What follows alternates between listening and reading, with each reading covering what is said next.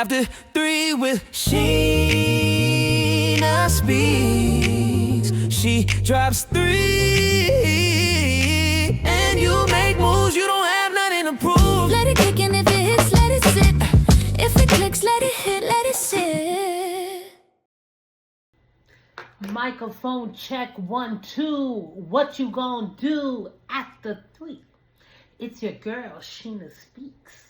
Your friend, your coach, your wing girl. Welcome to the After 3 podcast where we drop 3 and you make moves. We are still in the People Code series where we talk about personalities and we talk about how we can be more effective with the people that we live with and work with who personalities are different from us. Last week I talked about the supportive style. This week I talked about, I believe, the enthusiastic style, and today we are talking about the analytical style, and next week we're talking about the direct style. So let's get into it. But before I do, I got to do my disclaimer.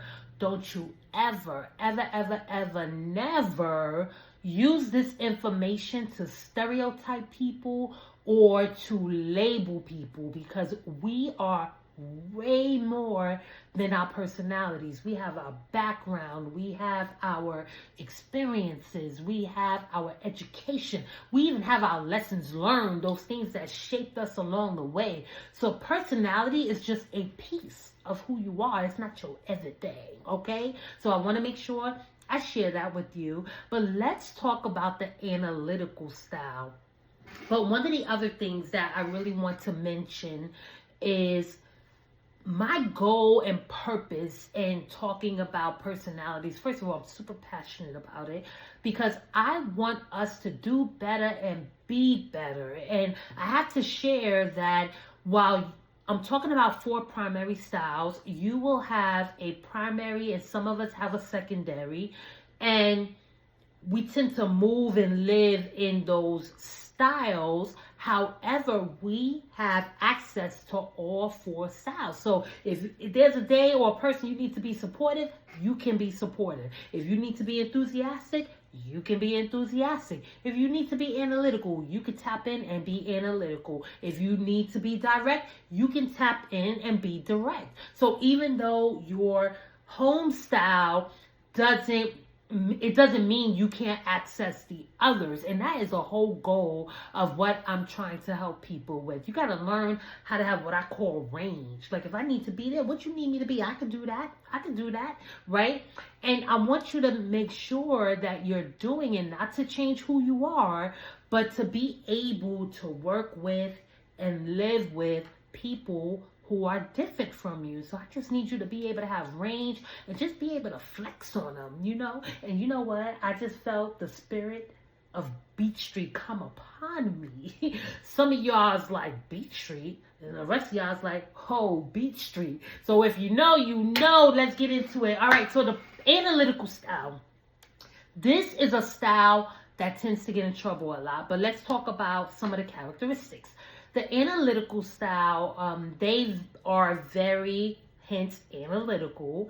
They can be very critical, and they are very gifted and talented at picking up flaws and seeing what's missing or being able to identify what the risk is in something. And that's why they get in trouble, because they call them things out, especially if they're an outward person. They call those things out, and sometimes the way it comes out, it causes you to miss the message because the messenger put too much oomph in it. But we need to learn how to honor this style. And that style needs to learn how to present themselves in a way that people can receive them. But at the end of the day, this is a style that values logic. They value facts.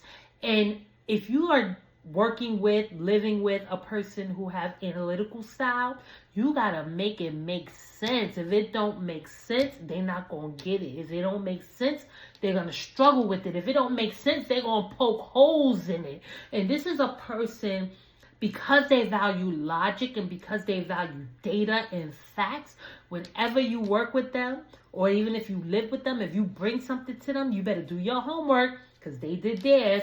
Not only did they do their homework, but they got receipts. So you got to come correct when you're dealing with the analytical style.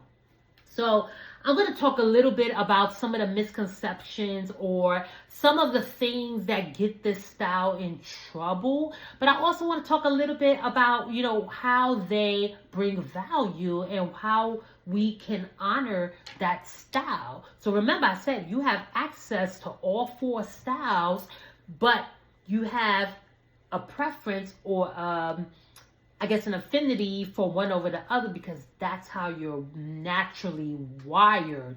And because you have access to it, let's say you have a style that's not analytical style. It doesn't mean you can't skill it or develop it. Anyone who has an analytical style, they do it naturally. They wake up to do it and they don't have to think about it. They don't have to work on it. It's who they are. But we can learn some things for them and learn how to be more analytical. And the reason why these things are important is because if you are needing to be heard, if you are needing to get buy-in, if you are needing to get influence, you might want to learn how to speak their language because that is what they're going to receive.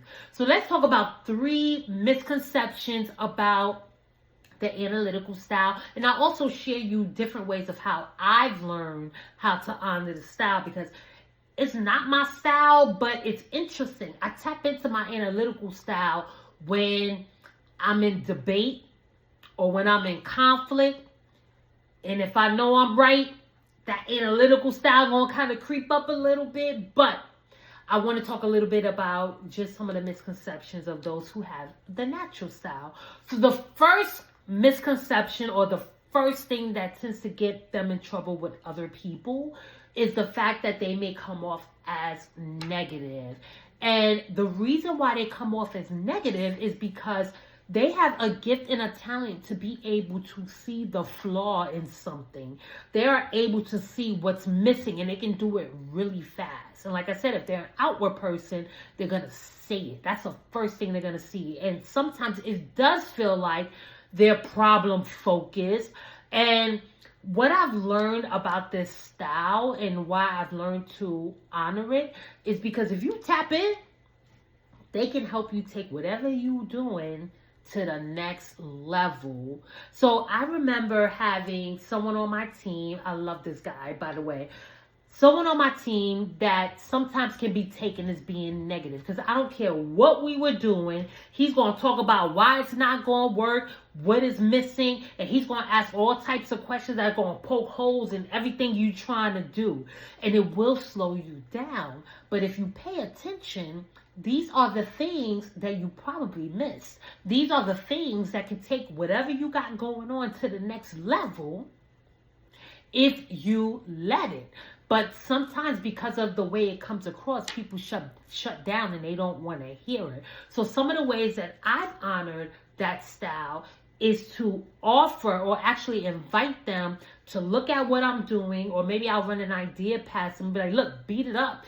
Ask me everything you need to ask me. What am I missing? What can I do to make it better? Because one of the things that's important, they might be able to pick up the flaws easily, but where their gap is, they might not be able to come up with a solution. So one of the ways that I help to honor that style is like, listen, take this idea, take this report, take this whatever, this process, beat it up.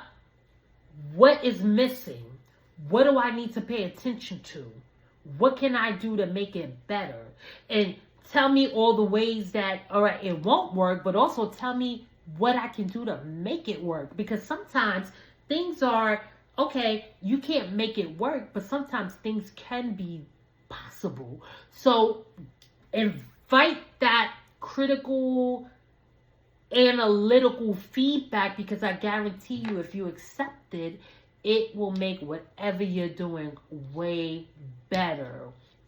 The second misconception is that they question you. Now, I try to coach. I have some clients who are analytical, and I kind of coach them through this. It's like, ask questions, don't question. Because when you question people, you lose them. you lose them and you can't make an impact. You can't get influence. You can't get their buy-in in whatever it is they're doing. And you have to make sure that as they're asking questions, you kind of get behind the intention of it.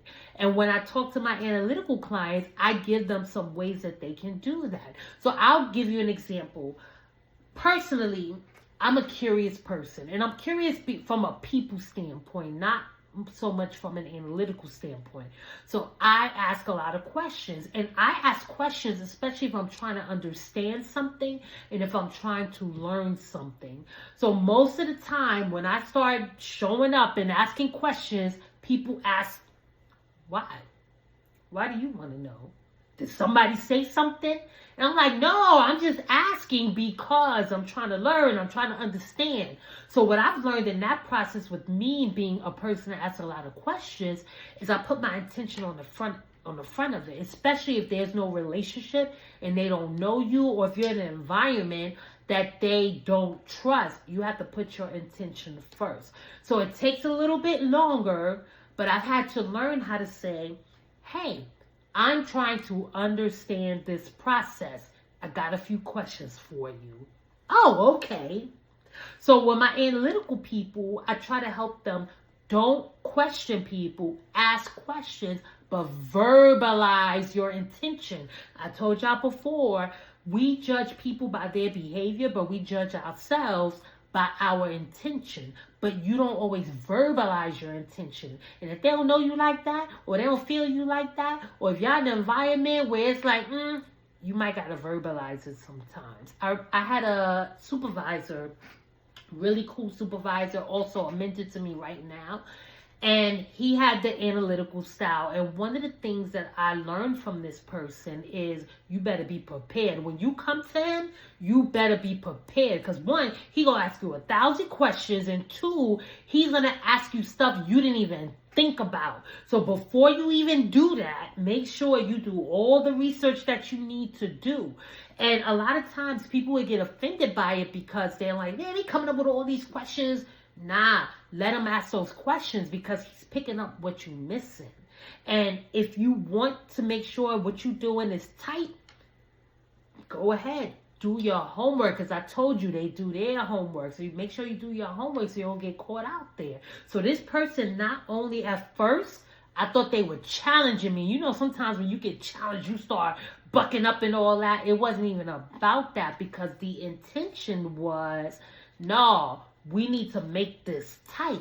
So this particular leader helped me to refine not only my critical thinking, but also learning and doing my research and being prepared. So that is another way that I have learned to honor the analytical style. The next piece, or the next misconception about the analytical style, is that they lack emotion. Now, it may feel like that sometimes. They may come across as cold, not because they lack emotion or because they're a robot, because their first home base is logic, data, facts. And if you coming in with a whole bunch of emotion, they can't do all of that. So they won't hear you. You will miss the message. So whenever you're dealing with someone who's analytical, you got to start with the logic and the facts and what's real. It gotta make sense. You gotta make it make sense. Now, this doesn't mean that you forsake your emotions. You're like, your emotions are real, and how you feel about anything is validated. But when you're dealing with, working with, talking to, need to influence, got to get the buy-in of someone who's analytical, kind of put that on the side. And I remember when I was early in my career as a manager, I had a supervisor. To this day, I talk about her all the time. She is a strong analytical, and I used to be intimidated by her in my young life because she was no joke. I remember I cried, for real. I cried after my interview with her. I didn't think I was going to get the interview because she, man, listen, I can't believe I got the job. So pat on my back, because she wasn't playing around with me. But anyway, I never went to go talk to her unless I had to, because she kind of had this thinking face, which I learned later was a thinking face. She would kind of look at you like you stupid. Like she would have this face on her, which I've learned that no matter what she looked like, just keep saying what you're saying. Because she's dissecting, she's analyzing, she's thinking, she's listening. It wasn't, and now sometimes she probably was like, you stupid. But I ain't going to go on that road.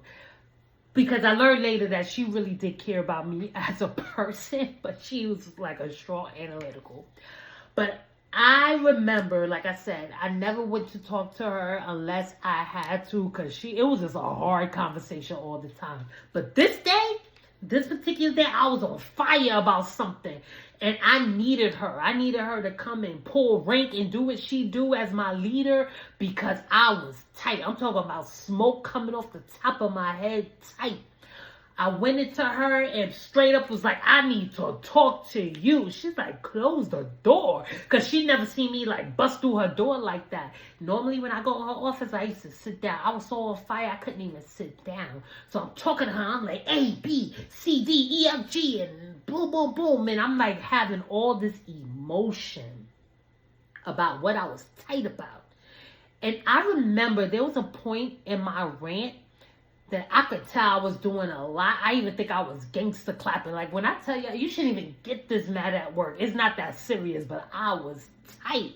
I'm talking about this was back in it was a long time ago. But anyway, I noticed I became emotionally aware that I was doing a lot. In my speech, in my body language, with my hands, all of that. But I also remember her looking at me. Her face was just kind of like, it wasn't the you stupid face. It was kind of like I couldn't tell. I couldn't read her. But she listened and she let me say everything that I need to say. And when I was done, she said, tell me again without the emotion. And I was like, oh, A, B, C, D, and E. And she was like, and so what you want to do about that? I was like, FGH. She's like, get out my office. Why are you here? In that moment, she taught me that if I want to solve a problem, I got to put my emotion to the side. I got to deal with my head, not my heart. I came in with all heart. And she's like, listen, you got a problem. You even know the answer to your problem. I don't even know why you're here. Get out my office. So she's like one of the best supervisors I ever had, but she was a strong analytical, and I've learned to this day. Now listen, this is not about changing who you are. I keep saying that. It's not about forsaking your emotions. It's not about even with my enthusiastic style. I'm always going to be dramatic, but as I've matured and learned how to navigate, I've learned how to react on the inside. You know, like my outside face is like, but my inside face is like, what? Yo, y'all crazy. Like, what's going on? So I've had to learn how to still do that on the inside and also have a venting partner, because I'm very outward. Once I get it out, I'm good. But in that moment, she taught me such a valuable lesson. And I find value with the people who have the analytical style. So at the end of the day, even if it's not your style, there's value in it. We are all made different for a reason. What I don't have, you might have. And us together will be strong partners. And I know it's a lot of times when somebody's a different style from you, yo, it irritates your soul. But we got to work together and we got to live together. If it hit, let it sit. It is your girl, Sheena Speaks, your friend, your coach, your winker. And this is the leadership conversation that needed to happen. If you are interested in a free one-pager called The People Dakota, go to trifecta3.com. Not the number, the letter. No, not the word, the number. Go over to the Gumroad link and click it, and you can download you the one pager. If you say, hey, I need some coaching, to deal with all these people I work with and live with, you can reach out to me. I do one-on-one coaching. I also come into organizations, and I do this work with teams. It's nothing like taking a group of people who are different from each other and helping them to be cohesive. I tell people all the time, you don't have to like each other. You don't have to be best friends, but you can work together at the same time. So I love y'all. This was the Leadership Conversation. Next week, come back because we're going to talk about the direct style. See you later. Bye. Let it kick in if it hits, let it sit. If it clicks, let it hit, let it sit.